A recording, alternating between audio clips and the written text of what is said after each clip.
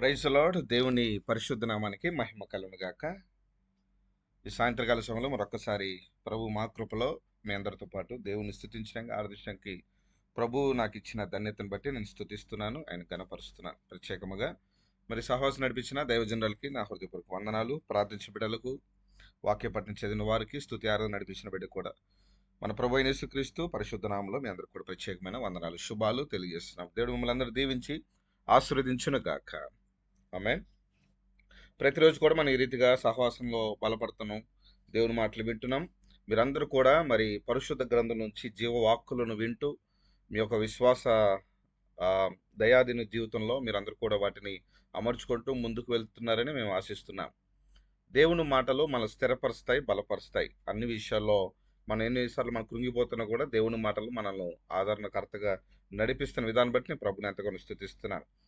ఈ రాత్రి పరిశుద్ధాత్మ దేవుడు మనందరితో మాట్లాడాలని ఆయన ఆశ కలిగినట్టు, కాబట్టి మీరందరూ కూడా మీ యొక్క మనసులు స్థిరపరుచుకొని దేవుని మాటలు వినడానికి ప్రయత్నం చేయండి.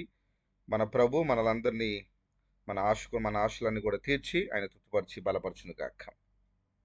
మత్తయి సువార్త 7వ అధ్యాయము 21వ వాక్య భాగం ఈ రాత్రి ధ్యానించి చదువుదాం. అందరు తీయండి. మత్తయి సువార్త 7వ అధ్యాయము 21వ వచనం చదువుతున్నాం. తీసిన వారు చదవండి. మత్తయి 7:21.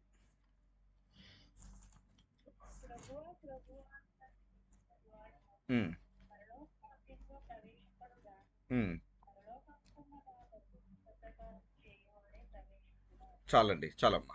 చిన్న ప్రార్థన చేద్దాం. మహిమగల మా తండ్రి, మీకు స్తోత్రాలైనా ఈ రాత్రి మరొకసారి నీ పాదాల చెంత బిడ్డలందరితో మాట్లాడడానికి మీరు ఇచ్చిన చక్కని అవకాశం బట్టి మీకు స్తోత్రాలు చెల్లిస్తున్నాము. నా జ్ఞానము, నా తలంపు మరుగు చేసి నీ జ్ఞానము, నీ ఆలోచనత నింపండి. నీ సిలువు చాటు మరుగు చేయండి. నీ నోటి బోరగా నన్ను వాడుకోమని వింటున్న బిడ్డలు, వారి నాయన లైవ్లో ఉంటున్న వారు, తర్వాత వింటున్న వారందరూ కూడా మీరు స్థిరపరిచి ఆశీర్వదించమని, వినగలచో గ్రహించే మనస్సును మా అందరికి మీరు అనుగ్రహించమని యేసు నామములో ప్రార్థిస్తున్నాము మా తండ్రి. ఆమేన్.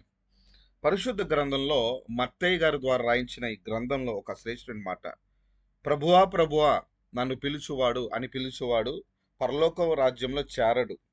మత్తయి సువార్త 7వ అధ్యాయం 21లో అసలు దేవుని చిత్తం ఏంటో అక్కడ మనకు కనబడుతుంది. నిజంగా మనం చేస్తున్న ఈ ఆరాధనలు, ప్రార్థనలు, ఈ పరిచర్య అన్నీ కూడా దేవునికి చిత్తానుసారంగా ఉందా, దేవుని ఆలోచనలో ఉందా, ఆయన కనుదృష్టిలో ఉన్నామా, లేకపోతే వ్యర్థంగా సమయం వెళ్ళిపోతుందా, వృధా అయిపోతుందా? ఒక్కోసారి అనిపిస్తూ ఉంటుంది, నిజంగా మనం చేస్తున్న ప్రార్థనలు ప్రభు పాదాల దగ్గరికి వెళ్తున్నాయా, మనము చేస్తున్న ఈ స్తుతి ఆరాధన ఆయన అంగీకరిస్తున్నారా, ఈ స్తుతి నైవేద్యం ఆయనకి ఇంపుగా ఉందా, ఈ స్తుతి ధూపము, ఈ ప్రార్థన ధూపము, ఈ పరిచయ ద్వారా ఆయన ఆనందిస్తున్నాడా లేదా అనే ఒక సందేహం మనలో కలుగుతూ ఉంటుంది కొన్నిసార్లు. ఈ రాత్రి దేవుడు అటువంటి సందేహాలను తొలగించడానికి ఇష్టపడుతున్నారు. చూడండి, ప్రభువా ప్రభు అని పిలుచువారు ఎవరు కూడా పరలోక రాజ్యం వెళ్ళడం. మనం ఇంతవరకు ప్రభువా ఈ ప్రార్థన నీ నామములు పెట్టి ప్రార్థన చేస్తున్నాం, నీ నామములు ఇది చేసాం, అది చేసాం, ఇదిగో నీ నామములు ప్రతిరోజు కూడా మేము పాటలు పాడుతున్నాం, అసలు నీ నామం తప్ప నాకు వేరే నామం తెలియదు నాయన అన్నట్టుగా మన భక్తి ఉంటుంది. కానీ వాస్తవానికి యేసుక్రీస్తు వారు అంటున్నారు, మీరెవరో నాకు తెలియదు, మిమ్మల్ని నేను ఎప్పుడు చూడలేదు. అయితే ప్రభువా ప్రభు అని ఏ నోటితో నువ్వు పిలుస్తున్నావో ఆ ప్రతి నోరు, ప్రతి నాలుక, ఆ నాలుక కలిగిన దేహం వాళ్ళందరూ కూడా పరలోక రాజ్యంలో చేరరు అని దేవుడు చాలా స్పష్టంగా మాట్లాడుతున్నారు. దీని అర్థం ఏంటి? మరి ప్రభువా ప్రభు అని పిలిచి వాడందరూ పరలోక రాజ్యంలో చేరకపోతే మరి ఎవరు వెళ్తాం? ఎవరు ఆయన సన్నిధిలో ఉంటారు? ఎవరు ఆయన కనుదృష్టిలో ఉంటారు?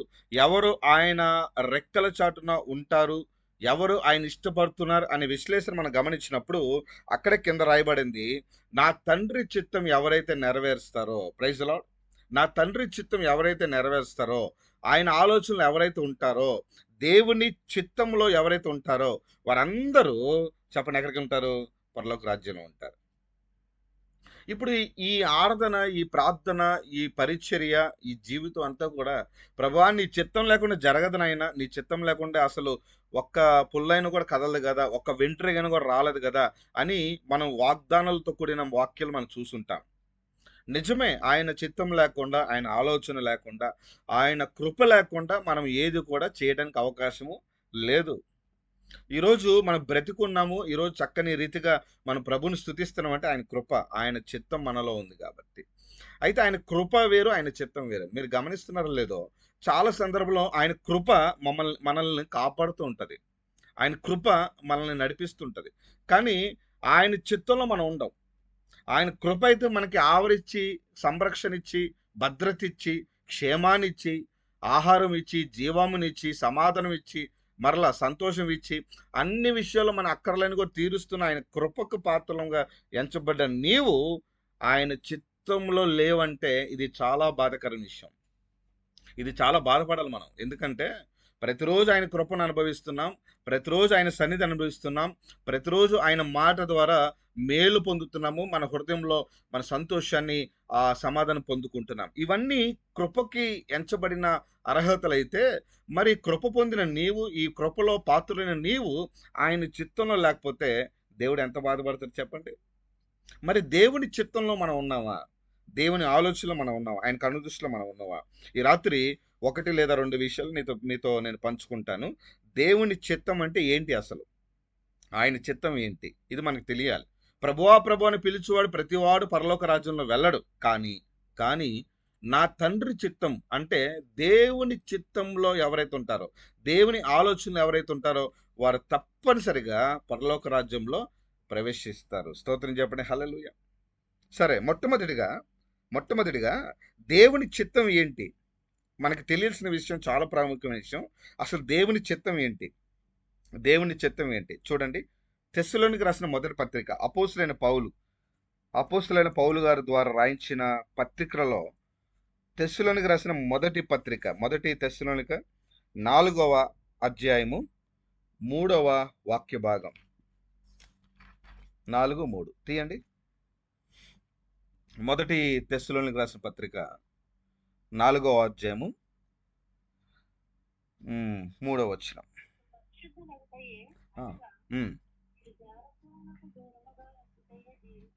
చాలండి. చూడండి, అపోస్తలుడైన పౌలు ఒక శ్రేష్టమైన మాటను విడుదల చేసినాడు. ఏంటి ఆ మాట అంటే, పరిశుద్ధాత్మడు తనలో నుండి రాయించిన ఈ పత్రికలో ఆయన అంటున్న మాట, మీరు పరిశుద్ధులగుటకే అనగా మీరు జారత్వమునకు దూరముగా ఉండటయే దేవుని చిత్తము. ఆమేన్. మొట్టమొదటిగా మనము ఆత్మతో ఆరాధిస్తున్నాము, పరిశుద్ధాత్మతో నింపబడి ఆరాధిస్తున్నాం. ఇంతవరకు బాగానే ఉంది. ఆత్మైన దేవుణ్ణి, ఆత్మ కలిగి పరిపూర్ణ హృదయంతో, పరిపూర్ణ ఆత్మతో దేవుని స్తుతిస్తున్నాం. ఇంతవరకు బాగానే ఉంది. కానీ నీ దేహం దేవునికి సమర్పించుకున్నావా? దేవునికి అనుకూలంగా ఉందావా? జారత్వము నుంచి మనం దూరంగా ఉండాలి అని దేవుని వాక్యం మనతో మాట్లాడుతోంది. అంటే ఈ దేహముతో చేసే ఏ పనైనా కూడా అది దేవునికి మహిమార్థంగా జరుగుతుందా, ఆయన చిత్తానుసారంగా జరుగుతుందా, ఇది మనం గుర్తించాల. Praise the lord. ప్రతిరోజు మనం దేవుని స్తుతిస్తున్నాము, దేవుని ఆరాధిస్తున్నాం. అయితే ఈ దేహముతో మనము ఎవరిని మహిమపరుస్తున్నాం? ఇక్కడ పరిశుద్ధ గ్రంథంలో మన రాయమన్నమాట, మీరు జారత్వములో నుంచి దూరంగా ఉండాలి. దాని అర్థం ఏంటంటే మనం పరిశుద్ధులుగా ఉండటకే దేవుడు పిలిచాడు. దేవుని పిలుపు పరిశుద్ధతది, దేవుని ఆలోచన పరిశుద్ధమైనది, దేవుని సంకల్పము పరిశుద్ధమైనది. అంతెందుకు, మనము చదువుతున్న వాక్యము పరిశుద్ధమైనది. ఈ వాక్యంలో ఉన్న దేవుడు పరిశుద్ధమైన వాడు, ఆరాధనకు యోగ్యుడు, స్థుతులకు పాత్రుడైన దేవుడు, పరిశుద్ధుడైన దేవుడిని పరిశుద్ధాత్మతో నింపబడి ఆరాధిస్తున్న మనం, మన దేహం పరిశుద్ధంగా ఉందా? మన మనస్సు పరిశుద్ధంగా ఉందా? ఏమండి, మీరు పరిశుద్ధులగుటకే దేవుడు పిలిచాడు. ఈ విషయం మనము మర్చిపోకూడదు ఎట్టి పరిస్థితుల్లోని. దేవుని చిత్తం ఏంటి? ఆయన అంటున్నాడు కదా, మీరు నా తండ్రి చిత్తం లేకుండా ఏది కూడా చేయలేరు. నా తండ్రి ఆలోచనలో మీరుంటే మీరు పరిశుద్ధులుగా పిలువబడతారు. కొన్నిసార్లు మనం పరిశుద్ధతలో ఉన్నట్టుగా అనిపిస్తూ ఉంటుంది, కానీ వాస్తవానికి మనం అపరిశుద్ధతలో ఉంటాం. మనకు తెలియని మాలిన్యం, తెలియని మురికి, తెలియని ఒక మరక మన జీవితంలో ఉంటుందండి. అది మనం గుర్తించలేని పరిస్థితిలో ఉంటాం. అందుకే వాక్యము దేంతో పోల్చబడిందంటే అద్దముతో పోల్చబడింది. మీకు తెలుసా, అద్దము మనల్ని సరిచేస్తుంది. ఎలాగా? ఉదయం లేచిన తర్వాత మనము నేరుగా అద్దం దగ్గరికి వెళ్తాం. కొంతమంది కాలకృత్యాలు తీసుకొని అద్దం దగ్గరికి వెళ్తారనుకోండి, అది వేరే విషయం. సాధారణంగా మనం లేచి ముందు అద్దం దగ్గరికి ఎందుకు వెళ్తామంటే, మన ముఖంలో ఏమన్నా మచ్చలు ఉన్నాయా, ఏమన్నా ఇబ్బందికరమైన పరిస్థితి ఉందా? లేకపోతే రాత్రంతా పడుకున్నాం గదా! మన కళ్ళు ఎలా ఉన్నాయి? కళ్ళులో ఏమన్నా పుసుందా? లేకపోతే మట్టి ఉందా? లేకపోతే మన జుట్టు ఎలా ఉంది? ఇది మన దేహంను ఎలా ఉందో అలా చూపిస్తది. తద్వారా మనం సరి చేసుకోవడానికి ఒక అవకాశం ఉంది. సరి చేసుకోవడానికి ఒక అవకాశము అద్దము మనకు చూపిస్తా ఉంది. వాక్యము దేనితో పోల్చబడిందంటే అద్దంతో పోల్చబడింది. ఎందుకు? ప్రతిరోజు కూడా మనం ఈ వాక్యమే అద్దం దగ్గరకొచ్చినప్పుడు మన దేహం ఎలా ఉంది? మన మనస్సు ఎలా ఉంది? మన ముఖం ఎలా ఉంది? మన ఆలోచన ఎలా ఉంది? ఈ వాక్యము ద్వారా మనకు తెలియజేయబడతది. ఎలాగా? ఎలాగండి? ఆ వాక్యము మన హృదయంలోకి వెళ్ళినప్పుడు. ఆమేన్. నీ దేహంలోకి నీ వాక్యమును ప్రవేశించినప్పుడు, వాక్యం మనలోకి వెళ్తున్నప్పుడు ఏవండి ఆ వాక్యం మనల్ని కడుగుతదట. మనల్ని పరిశుద్ధులుగా మార్చడానికి వాక్యమే సహాయం చేస్తది. ఇంక వేరే మార్గం ఏమీ లేదు. నిరంతరము దేవరాత్రులు దేవుని వాక్యాన్ని ఎందుకు ధ్యానించాలంటే ఇందుకే. ఎందుకు? మనం పరిశుద్ధులగుటకే. Every second is very important అండి. ప్రతి సెకండ్, ప్రతి క్షణము మనం దేవునికి సమీపంగా వస్తున్నప్పుడు అపవాది మనలోంచి తీసివేసే అతి ప్రాముఖ్యమైన వస్త్రం పరిశుద్ధత. పరిశుద్ధత మీకు తెలుసా? ఈరోజు క్రైస్తవంలో పరిశుద్ధత లేకుండా, పరిపక్వం లేకుండా, ఏమండి మార్పు లేకుండా, ఇష్టాసారంగా లోకాచరణలోకి వెళ్ళినట్లుగా, ఏదో ఆచార పద్ధతులు చేసినట్టుగా, లేకపోతే అయిష్టంగా చేస్తున్నట్టుగా, ఎవరో పిలిచారు, ఎవరో ప్రేరేపించారు, ఎవరో నన్ను ప్రోత్సహించారు, కాబట్టే నేను దేవుని సన్నిధికి వచ్చాను, కాబట్టే దేవుని ఆరాధిస్తున్నాను అన్నట్టుగా మనం ఆరాధన చేస్తున్నాం కానీ, నిజంగా నువ్వు పరిశుద్ధత కలిగి ఆరాధిస్తున్నావా? నువ్వు పరిశుద్ధతలో ఉండి దేవుని స్తుతిస్తున్నావా? ఒక్కసారి గమనించండి. దేవుని చిత్తం అంటే ఏంటి? మనం అనుకుంటాం కొన్నిసార్లు బ్రదర్ ఎలా ఉన్నారు? సిస్టర్ ఎలా ఉన్నారు? దేవుని కృపలో బాగున్నామండి అంటారు గానీ, దేవుని చిత్తంలో నేను క్షేమంగా ఉన్నానని ఎప్పుడైనా మనం అన్నామండి? అసలు అవకాశం ఉంది. ఆ మాట రాదు అంత తొందరగా. ఎందుకు తెలుసా? ఆయన చిత్తంలో మనం లేము. మన మనసు, మన మనస్సాక్షి మనల్ని గద్దిస్తూనే ఉంది.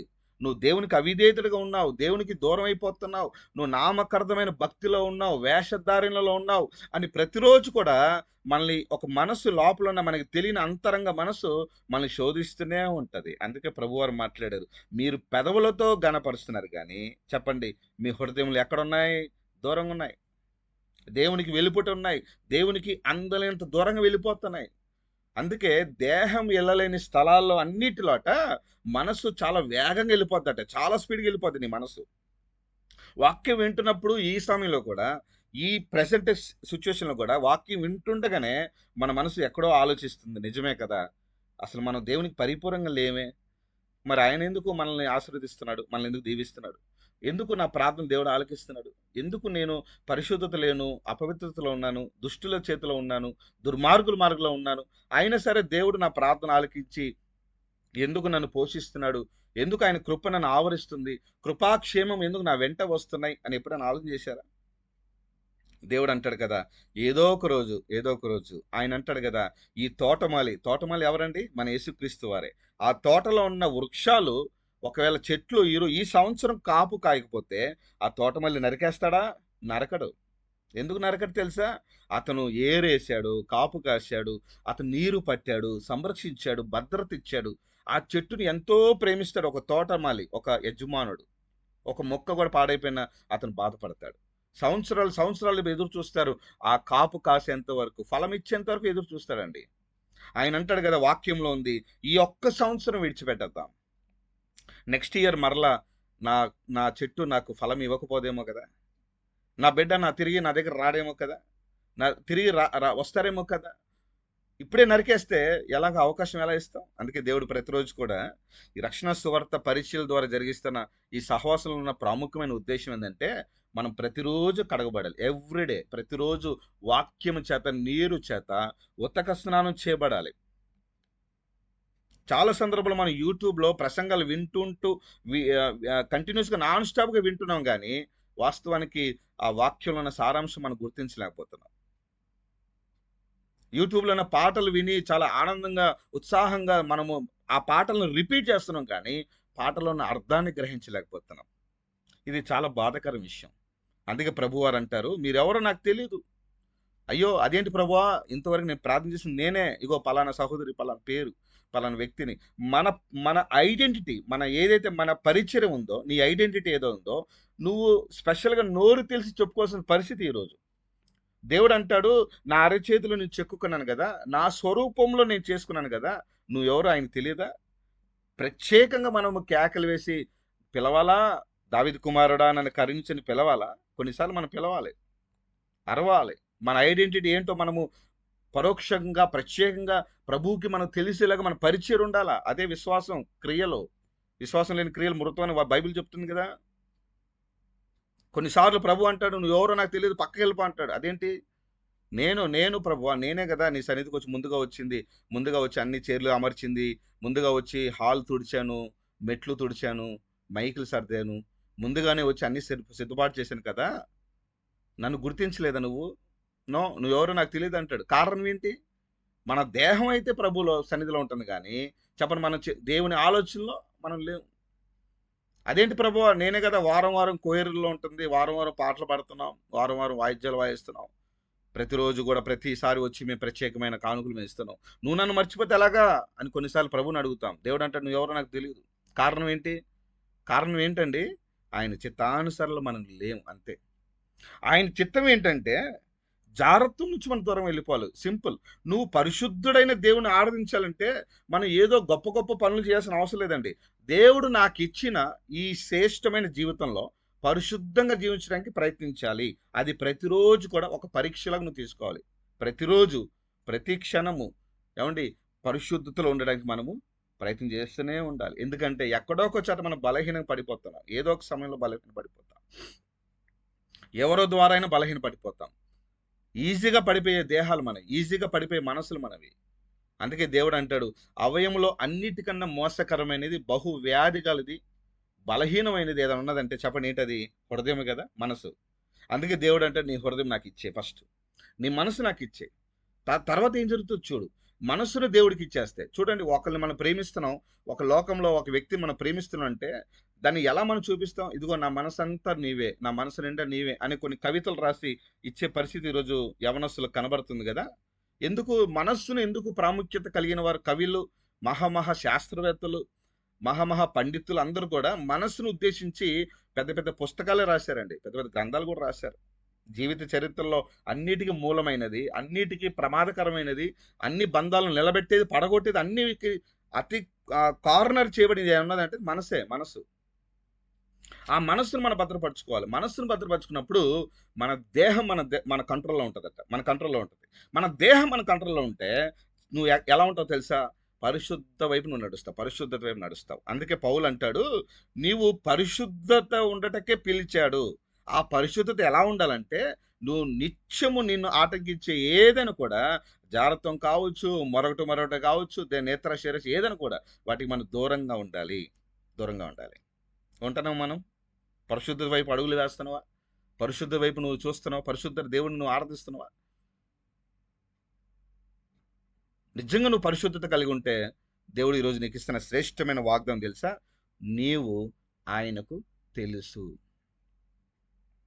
చూడండి, ఒక దేశానికి ప్రధానమంత్రి ఉంటాడు, రాష్ట్రాలకు ముఖ్యమంత్రులు ఉంటారు, జిల్లా స్థాయిలో ఎమ్మెల్యేలు, ఎంపీలు పనిచేస్తారు అనుకోండి.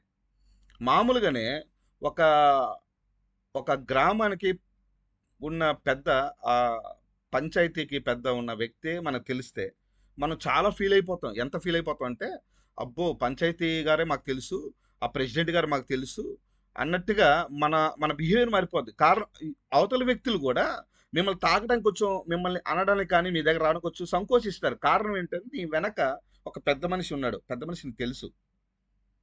అదే స్థాయిలో ఒక సీఎం మనకు తెలుసు అనుకోండి, లేకపోతే ఒక సెలబ్రిటీ, ఒక బిజినెస్ మ్యాన్, ఒక దేశ అధికారి, prime minister, whatever would be, ఎవరైనా సరే తెలిస్తే మన మన చుట్టూ ఉన్న సర్కిల్ యొక్క లెవెల్ పెరిగిపోద్ది, నీ హోదా పెరిగిపోద్ది, ఆ డిగ్నిటీ పెరిగిపోద్ది, నీకు ఇచ్చే రెస్పెక్ట్ పెరిగిపోద్ది, నీకు ప్రొటెక్షన్ ఏర్పడిపోద్ది, ఇంకా వేరే సమస్యలు మనకు పెరిగిపోతూ ఉంటుంది.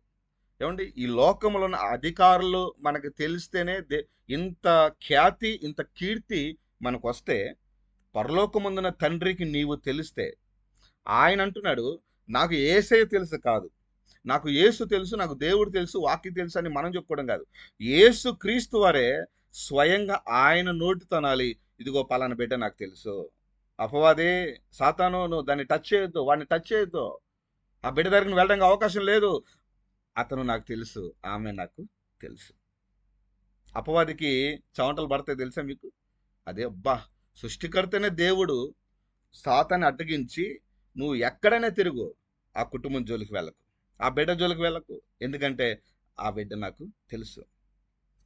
ఈ తెలుసు అనే మాట మీరు మనసులో పెట్టుకోండి. ఇప్పుడు మత్తయి సువార్త అదే పైన మీరు చదివితే మీరెవరో నాకు తెలియదు అంటాడు ఆయన. తెలుసా మీకు? ఇది చాలా విచారించవలసిన సమయం, విచారించవలసిన మాట, ఇది బాధాకరమైన మాట.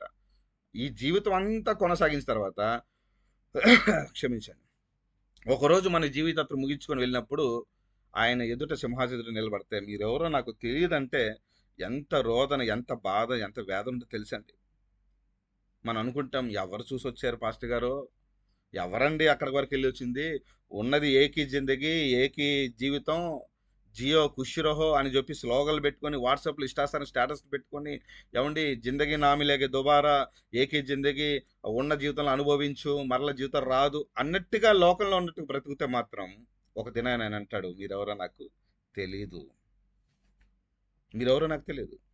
మరి ప్రభు దృష్టిలో మనం ఉండాలి, ఆయనకి తెలిసేలాగా మన భక్తి ఉండాలంటే ఒకటి, నువ్వు పరిశుద్ధత వైపు నువ్వు అడుగులు వేయాలి. పరిశుద్ధతే అన్నిటికీ సమాధానం ఇస్తుంది. నువ్వు పరిశుద్ధంగా ఉన్నావు అనుకోండి, అపవాది నీ దగ్గర రావడానికి భయపడతాడు. పరిశుద్ధంగా ఉంటే దుష్టుల ఆలోచనలు నీ మీదకి రావడానికి భయపడతాయి. పరిశుద్ధంగా ఉంటే కీడు చేయాలన్న తత్వము అవతల వ్యక్తి కూడా నీ మీదకి రాదు. కారణం ఏంటంటే నీలో ఒక్క లోపం కూడా కనపడదు. అది బాహాటంగా అయినా సరే, అంతరంగమైనా సరే, ఒక్క లోపం కూడా కనపడకుండా మనము జాగ్రత్తగా పడాలి. దేవుడు నీకు ఇచ్చిన పిలుపును కాపాడుకోవాలి, దర్శనమును కాపాడుకోవాలి, దేవుడు నీకు ఇచ్చిన ఆత్మను కాపాడుకోవాలి. ఆత్మను ఆర్పుకుడు అనే మాట ఉంది కదా, మనం ఆర్పేస్తుంటాం. దీపాలు ఆర్పేసినంత ఈజీగా, గదులు లైట్లు ఆర్పేసినంత ఈజీగా దేవుని చిత్తాన్ని ఆర్పేస్తాం. మరలా ఉదయాన్నే లేచేసి లైట్ వేసినంత ఈజీగా ప్రభు అని ప్రార్థన చేసేస్తాం. చాలా ఏడవలసిన మాట ఇది. నేను ఈ మాట చెప్పడంలో ఎంతో బాధపడుతున్నాను. జాగ్రత్తకు దూరంగా పారిపోకుండా అపరిశుద్ధత వైపు నువ్వు ఉండి, అపవిత్ర వైపు నువ్వు ఉంటే నువ్వు దేవుని చిత్తంలో ఎలా ఉంటావు చెప్పండి? మీరు అనుకోవచ్చు పాస్టర్ గారు ఇన్ని మాటలు అంటున్నారు కదా, నిజంగా మరి ఇందులో ఇప్పుడు ఉన్న సహోదరులు అందరూ దేవుని చిత్తంలో ఉన్నారండి? ఎవరండి లోకంలో నీతిగా ఉన్నారు? ఎవరండి లోకంలో నిజాయితీగా ఉన్నారంటే ఉన్నారు, ఉండాలి కూడా. మనం ఇతరులతో కంపేర్ చేసుకోవద్దు. మనము ఎవరితో పోల్చుకోవాలంటే నిన్ను నన్ను కలిగేసిన సృష్టికర్త ప్రతిరోజు కూడా ఈ మాట వినిపిస్తున్నాడా, యేసుక్రీస్తు వైపు మన పోలికలు పోల్చుకోవాలి, మన దేవునితో పోల్చుకోవాలి, వాక్యంతో పోల్చుకోవాలి, నీతో ఉన్న సహవాసంతో పోల్చుకోవాలి, పరిశుద్ధులతో పోల్చుకోవాలి. ఏ సంఘంలో అయితే నాటింపబడ్డావో ఆ సంఘ బిడ్డలతో పోల్చుకోవచ్చు. ఎవరో లోకంలో ఉన్నవారు ఈ సమయంలో అక్కడికి వెళ్ళిపోయారండి, ఇక్కడికి వెళ్ళిపోయారండి. నేనే వృధాగా 4 గంటల 3 గంటలు 2 గంటలు 2.5 గంటలు గట్టిగా 3 గంటలు మనం దేవుని మందిరం ఉండలేకపోతున్నాం. దేవుని మందిరానికి మనం సమయం ఇవ్వలేకపోతున్నాం. దేవునికి ఇవ్వలేని సమయం దేవుడు నీ ప్రార్థన ఆలకించడానికి సమయం ఎలా ఇస్తాడు? మనం ఏది చెయ్యం, ఏది ఇవ్వం, దేవుడు చెప్పినట్టు చెయ్యం, ఆయన పరిశుద్ధతలో ఉండం, వాక్యంలో ఉండం, కానీ దేవుడు మాత్రం అన్నీ మనకి చేసేయాలి. ఇది విడ్డూరంగా లేదు? కొంచెం దేవుడు కూడా నవ్వుతాడు, అసలు నా మాట వింటలేదు వీళ్ళు, నేను అన్నీ చేసేయాలా? కొన్నిసార్లు దేవుడు చేస్తున్నాడు కూడా, ఇప్పటికీ చేస్తున్నాడు. మనం వినకపోయినా సరే, మనం నడకపోయినా సరే, ఆయన మార్గం మనం లేకపోయినా సరే, దేవుడు నిన్ను కాపుదలతో నింపుతున్నాడు కదా, దేవుడు నిన్ను నడిపిస్తున్నాడు కదా, దేవుడు నిన్ను ఆలోచనతో నిలబడుతున్నాడు కదా. చాలా సందర్భంలో మనం పడిపోతున్నప్పుడు దేవుడు తన చేయించి లేపట్లేదండి. మీరు అనుకోవచ్చు ఎక్కడండి నా బలము, నా జ్ఞానము, నా ధనము, నా శక్తి నన్ను లేపుతుందంటే నో, వాటన్నిటి కలిగించిన దేవుడే కదా సమస్తకు మూలం, సమస్తకు ఆధారం. ఆయన అంటున్నాడు కదా, మీరెవరో నాకు తెలియదు. ఆ మాటను మనం ఈ రాత్రి అనిపించకుండా ఉందుము గాక. ప్రభువా నీ చిత్తంలో నేను నడవాలి. ఏంటి ఆ చిత్తం? పరిశుద్ధులు అవుటకే దేవుడు పిలిచాడు. దాని అర్థం జాగ్రత్త నుంచి మనము చాలా జాగ్రత్తగా కాపాడుకోవాలి. ఈ శరీరాశ ఉంది చూశారు, ఇది మనల్ని పడగొట్టేస్తుందండి. నా ప్రాణమా తినుమో త్రాగుము సుఖించు నిద్రపో. కానీ వాక్యం ఏం చెప్తుంది? నా ప్రాణమా, నా సమస్త అంతరంగమా ఆయన పరిశుద్ధ నామాన్ని సన్నుతించు, ఆయన చేసిన ఉపకారములు దేన్ని కూడా నీవు మరవద్దు. 103వ కీర్తన. ఆయన ఉపకారాలు దేన్ని కూడా మరవకండి. ఈరోజు మనం లేచి స్వేచ్ఛంగా హాయిగా గాలి పీలుస్తున్నాం, హాయిగా మనం చూస్తున్నాం. ఈ చూపు లేక ఎంతమంది ఉన్నారు మన చుట్టూరు? సరిగ్గా ఊపిరి పీల్చుకోలేని పరిస్థితుల్లో చాలామంది ఈరోజు హాస్పిటల్లో వెంటిలేటర్ మీద ఉన్నారు. మీకు తెలుసా? ఐసీయూలో ఉన్నారు. వెంటిలేటర్స్ అంటే ఏంటి అర్థం? అడిషనల్గా ఆ సిలిండర్ ఆక్సిజన్ ఇచ్చేసి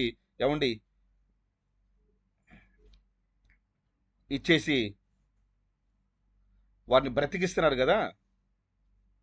ఆ ఆక్సిజన్, క్షమించండి నెట్వర్క్ ఇష్యూ వస్తుంది.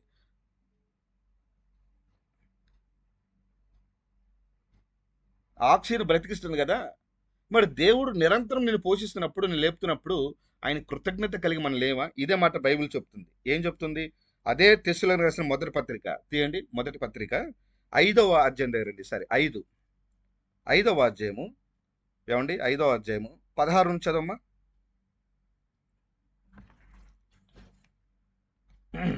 16 వచనం. ఉమ్, ఉమ్, ఉమ్. చదవండి. ఉమ్,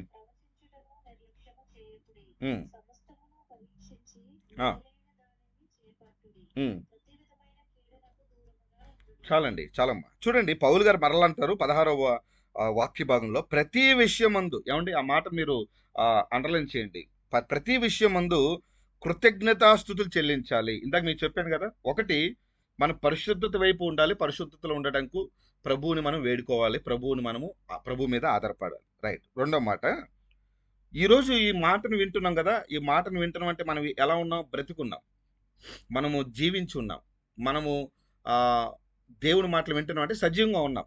దాని అర్థం ఏంటంటే కృతజ్ఞత కలిగి ఉండాలి. మనం బ్రతుకున్నామండి, అందుకు కృతజ్ఞత కలిగి ఉండాలి. మీకు అర్థమయ్యేలాగా చెప్తున్నాను. నేను ఈరోజు బ్రతుకున్నాను, అందుకు దేవునికి స్తోత్రాలు. చాలు. నేను బ్రతుకున్నాను ప్రభువా, చాలు. చాలా మంది ఈ విలువైన కృతజ్ఞత భావం లేదండి. విలువైన భావం లేదు. ఈరోజు ఎలా ఉందంటే, ఈ విలువైన బ్రతుకును వారి చేతులతోనే పాడు చేసుకుంటారు.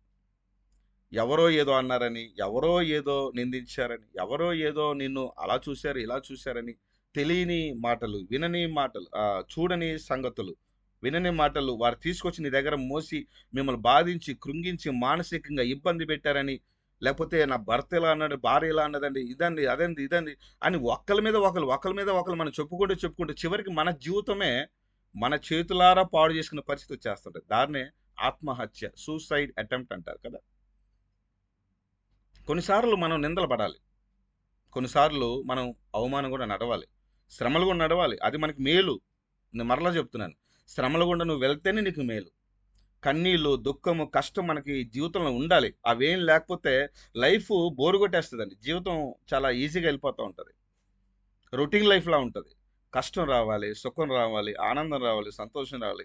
ఇవన్నీ హావభావాలు ఉండాలి కదా. లైఫ్ అంటే ఒకేలాగా ఉండకూడదు కదా. కొన్నిసార్లు ఎత్తులు వస్తాయి, కొన్నిసార్లు పగుళ్ళు వస్తాయి. పడిపోతాం, కొన్నిసార్లు నిలబడతాం, మరల పడిపోతాం, నిలబడతాం. అంత మాత్రాన చిన్న చిన్న విషయాలకి, లేకపోతే పెద్ద పెద్ద దీనికి నీకు నీకు సంబంధం లేని విషయాలు కూడా మనం ఏదో ఆలోచించేసుకొని ఇబ్బంది పడిపోయి, బాధపడిపోయి, మానసికంగా కృంగిపోయి, మనతో పాటు మన కుటుంబం అంతా కూడా బాధపడేలాగా మన జీవితాలను అజ్జుమార్చిలో ఏమంటే సడన్గా ఆపేసే పరిస్థితి ఈరోజు కుటుంబాల్లో కనబడతా ఉంది. నీకు కృతజ్ఞత ఉందా అసలు? దేవుడు నీకు ఇచ్చిన విలువైన ఆయుష్ను ఎలాగా మధ్యలో ఆపేసుకోవడానికి ఇది ఎవరిచ్చారు నీకు అధికారం? ఒక జీవితాన్ని పాడు చేయడానికి, ఒక జీవితాన్ని ఇచ్చేయడానికి వారికి ఎలాగో శిక్షలో వస్తారు, వారు ఎలాగో శిక్షలోకి వచ్చేస్తారు అనుకోండి. కానీ దేవుడు పిలిచిన ఈ పిలుపుకు నువ్వు లోబడకుండా, నీ లోకంలో ఉన్న నిందలకు, అవమానాలకు లోబడిపోయి బలహీనైపోయి నీ జీవితాన్ని ఆర్పేసుకోవడానికి దేవుడు నీకు అధికారం ఇవ్వలేదే. దేవుడు నీకు ఆ పిలుపు ఇవ్వలేదే.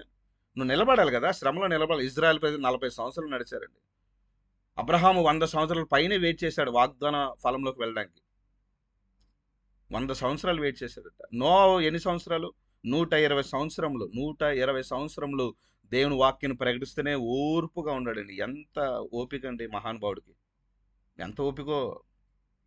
ఎంతోమంది అవమానించి ఉండొచ్చు, నిందలు పెట్టి ఉండొచ్చు. 120 సంవత్సరములు ఓడ కడుతూ సువార్త ప్రకటించాడట. ఈరోజు చిన్న చిన్న నిందలకి మనం పడిపోతున్నాం, చిన్న చిన్న బాధలు. దేవుడు ఆ పిలుపుతో మనం పిలవలేదండి. మీరు చాలా జాగ్రత్త వినాలి.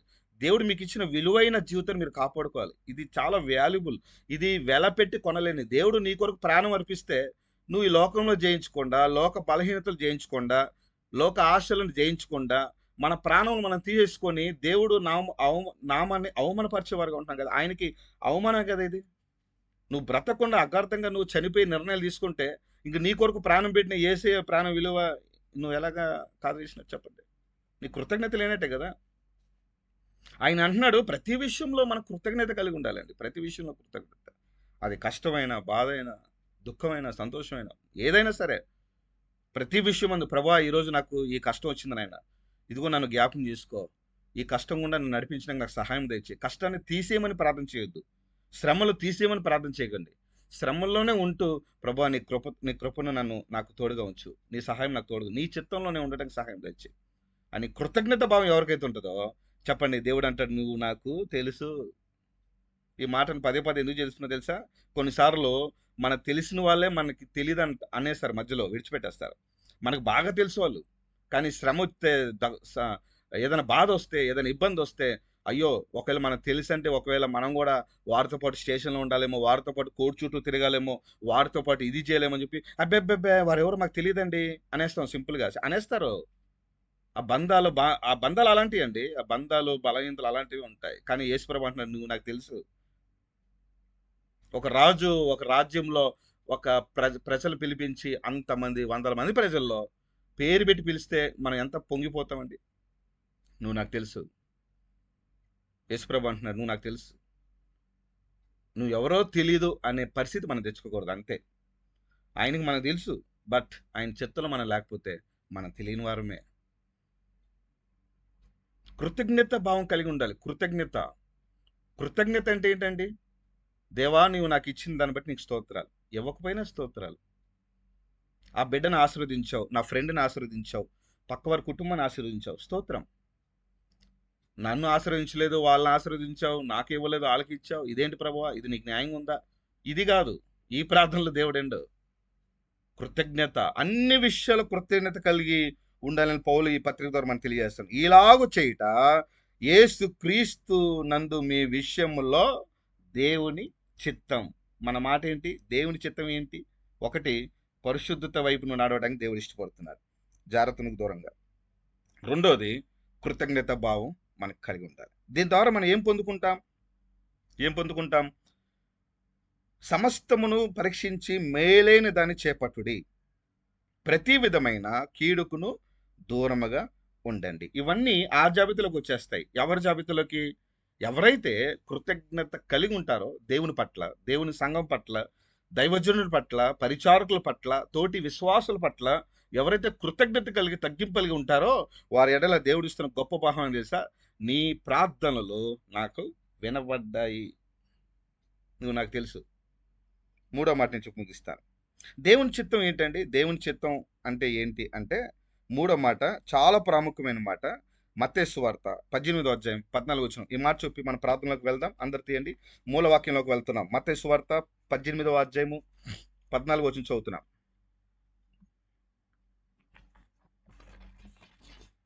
18-14 చదవండి.